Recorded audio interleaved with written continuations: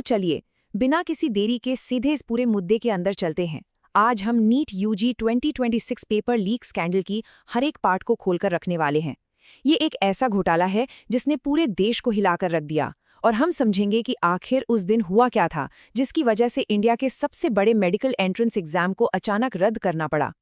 आज के इस ब्रेकडाउन में हमारा रास्ता बिल्कुल क्लियर है। हम इस सबसे बड़ी मेडिकल परीक्षा के स्केल को समझेंगे, लीक के एग्जैक्टली कैसे हुआ उसे ट्रेस करेंगे, सीबीआई इन्वेस्टिगेशन और एनटीए पर उठ रहे सवालों को देखेंगे, और आखिर में बात करेंगे इसकी ह्यूमन कॉस्ट और आगे के रास्ते की। तो सबसे पहले बात करते हैं इस एग्जाम की अहमियत और इसके दाव पर। 3 मई को भारत के 551 शहरों और विदेश के 14 लोकेशंस पर एक साथ हुई ये परीक्षा आखिर कितनी बड़ी थी, ये जानना जरूरी है। अब जरा इस नंबर पर गौर कीजिए, 22.79 लाख। ये सिर्फ एक आंकड़ा नहीं है, ये करीब 2.27 मिलियन बच्चे हैं जिनकी सालों की कड़ी मेहनत, दिन में 14-15 घंटे की पढ़ाई और कोचिंग में लगाए गए लाखों रुपए इस एक परीक्षा पर टिके थे। उन सबका एकेडमिक फ्यूचर कंप्लीटली इस एक सिंगल टेस्ट पर डिपेंड करता था। अब आते हैं उस फेस पर जिसने सब कुछ बदल कर रख दिया, एनाटमी ऑफ द लीक। ये देखना सच में हैरान करने वाला है कि कैसे एक छोटे से लोकल एक्शन ने इस पूरे देशव्यापी हाई स्टेक सिस्टम को बुरी तरह से कॉम्प्रोमाइज कर दिया। अगर हम इस पूरे क्रोनोलॉजी को ट्रेस करें तो देखिए कैसे ये सब शुरू हुआ। 1 मई को व्हाट्सएप के जरिए केरला से सीकर एक डॉक्यूमेंट भेजा जाता है। अगले ही दिन 2 मई को एक पीजी ऑपरेटर इसे स्टूडेंट्स के बीच बांट देता है। इसे नाम दिया गया था गेस्ट पेपर। फिर 3 मई को नॉर्मली एग्जाम होता है, और आखिर में 10 मई को एसओजी राजस्थान 13 लोगों को अरेस्ट करती है। और जानते हैं इस गेस्ट पेपर में क्या था? 100 से भी ज्यादा ऐसे सवाल जो एक्चुअल एग्जाम पेपर से सीधे मैच खा रहे थे। तो आखिर इन हाईटेक सिक्योरिटी मेजर्स को बाईपास कैसे किया गया? तरीका दरअसल बिल्कुल लो टेक था। देखिए, पहले कैंडिडेट्स को इकट्ठा किया गया, फिर पुणे में कुछ घरों पर स्पेशल क्लासेस लगाई गईं। वहां उन्हें बोटैनी, जूलॉजी और केमिस्ट्री के सवाल लिटरली बोल बोलकर लिखवाए गए, और बच्चों ने उन्हें अपनी नोटबुक्स में रट्टा मार लिया। एकदम बेसिक आपराधिक तरीका जिसने मॉडर्न सिक्योरिटी सिस्टम्स की पूरी तरह से हवा निकाल दी। इन सब के बाद शिक्षा मंत्रालय की शिकायत पर एंट्री होती है सीबीआई की, और यहाँ से इस पूरे कोर नेटवर्क का, उन भीतरी लोगों का भांडाफोड़ शुरू होता है जिन्होंने ये साजिश रची। अब इस टेबल को ध्यान से देखिए। पुणे में जो अरेस्ट्स हुए हैं उनकी डिटेल्स सच में चौंकाने वाली हैं। पीवी कुलकर्णी, जो एक केमिस्ट्री लेक्चरर हैं, और मनीषा मंधारे, एक सीनियर बॉटनी टीचर, इन दोनों को एनटीए ने खुद एक्सपर्ट के तौर पर अपॉइंट किया था, मतलब जिन्हें एग्जाम प्रोसेस का कंप्लीट एक्सेस दिया गया था। आरोप है कि उन्होंने ही इसका गलत फायदा उठाया। और मनीषा वाघमरे जैसे मिडिलमैन का काम था बच्चों को लाना और मोबिलाइज करना। ये पूरा नेटवर्क एक वेल ऑयल्ड मशीन की तरह चल रहा था।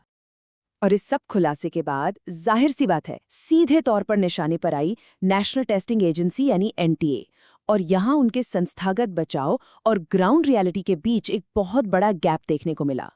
शुरुआत में एनटीए का डिफेंस क्या था? उनका दावा था कि एग्जाम फुल सिक्योरिटी प्रोटोकॉल के अंडर हुआ है, GPS tracking, AI assisted CCTV, biometric verification, पूरी तैयारी के साथ। लेकिन रियलिटी, सीबीआई और एसओजी की प्रोब्स ने कंफर्म कर दिया कि एक बहुत बड़ा सिस्टमैटिक ब्रीच हुआ है, और इसका नतीजा ये हुआ कि आखिरकार इस मैसिव परीक्षा को पूरी तरह से रद्द करना पड़ा। दावे और हकीकत में जमीन आसमान का फर्क था। और ये मामला सिर्फ सिक्योरिटी चूक तक नहीं रुका। सुप्रीम कोर्ट में यूनाइटेड डॉक्टर्स फ्रंट ने जो पिटीशन डाली है, उसकी ये लाइन पूरी लीगल सिचुएशन को समराइज करती है।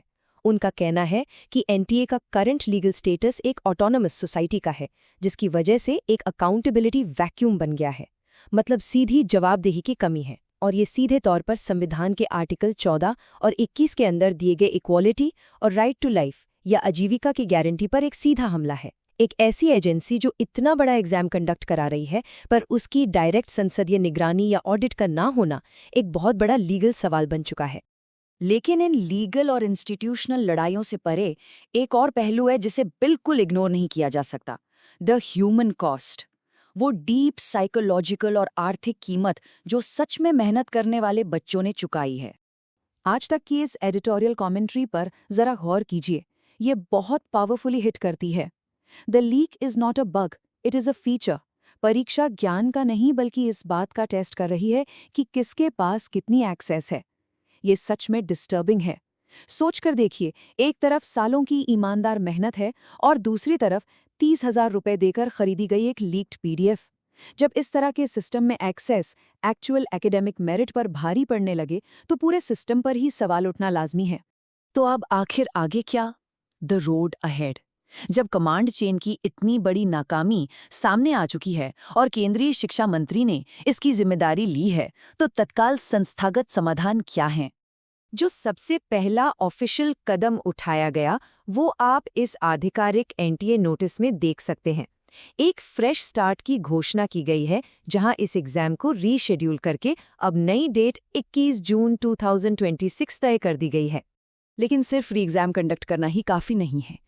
एक जीरो लीक सिस्टम बनाने के लिए कुछ बहुत जरूरी सिस्टमिक सॉल्यूशंस प्रस्तावित किए गए हैं, जैसे कि 2024 की आईएसआरओ कमिटी की 102 सिफारिशों को ग्राउंड पर इफेक्टिवली लागू करना, प्राइवेट एग्जाम वेंडर्स पर डिपेंडेंस को कम करना, 2024 के पब्लिक एग्जामिनेशंस एक्ट को पूरी सख्ती से मनवाना और सबसे बड़ा कदम ऑफलाइन एग्जाम से आगे बढ़कर फ्यूचर में प्योरली कंप्यूटर बेस्ड या हाइब्रिड मॉडल्स पे शिफ्ट होना। तो इस पूरी चर्चा को समाप्त करते हुए एक आखिरी सवाल पर ध्यान देना बहुत जरूरी है। जब एक बार फिर से 22.79 लाख छात्रों का भविष्य आधार में लटका है, तो क्या ये नए इंस्टीट्यूशनल सेफगार्ड्स आखिरकार योग्यता और मेरिट को प्राथमिकता दे पाएंगे, या फिर ये सिस्टम अपनी पिछली नाकामियों को दोहराने के लिए डेस्टिन्ड है? क्या हमारे नए रिफॉर्म्स सच में इन हाईली ऑर्गेनाइज्ड नेटवर्क से आगे निकल पाएंगे? ये वो सवाल हैं जिन पर चर्चा कभी रुकनी नहीं चाहिए, क्योंकि बात हमारे आने वाले बेहतरीन डॉक्टर्स और उनकी सच्ची मेहनत की है।